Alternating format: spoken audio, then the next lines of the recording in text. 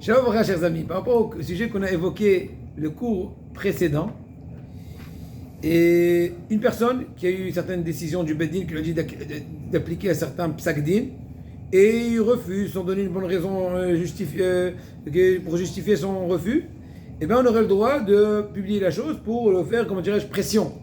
Ou plutôt aussi ne pas prendre mauvais exemple de cette personne-là qui n'écoute pas le Beddin. Par contre, cette personne-là a refusé et a donné une certaine raison, eh bien le Beddin aura le droit de diffuser son refus qu'après avoir vérifié que cette raison n'est pas valable. Parce que cette raison elle pourrait être valable, ça faut qu'ils ont fait du Hachana dessus. C'est qu'après avoir été certain que cette raison n'est pas bonne, on peut déjà diffuser pour faire mettre la pression du public et qu'il accomplit le Pesach Din, etc. Rabotai, on n'a pas le droit de raconter sur autrui qu'il a de mauvaises vertus. La chose est vraie aussi bien par rapport quand on parle d'un cas spécifique.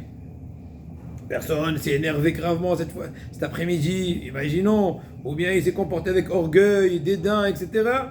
Ou bien, et aussi la chose est vraie même par rapport au fait qu'une personne, on vient, comment dirais-je, qualifier une personne de façon très générale, cette personne-là est très nerveuse.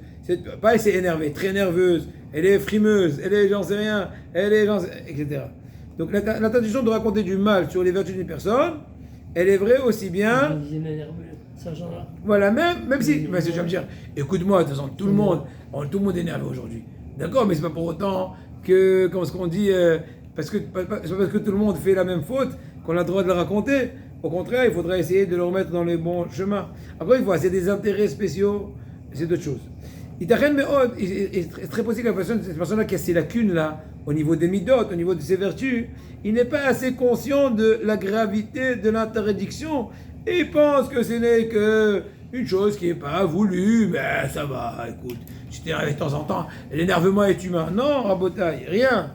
C'est pour ça qu'une personne qui voit qu'une personne a un manque dans midot, et bien au contraire, c'est une bonne occasion d'accomplir un mitzvah au chayat tochiat amitecha, c'est bien de lui faire une remontrance de façon habile et intelligente. Exemple, Eliezer est un diamantaire, très riche, et il donne aussi beaucoup de tzedaka avec son argent.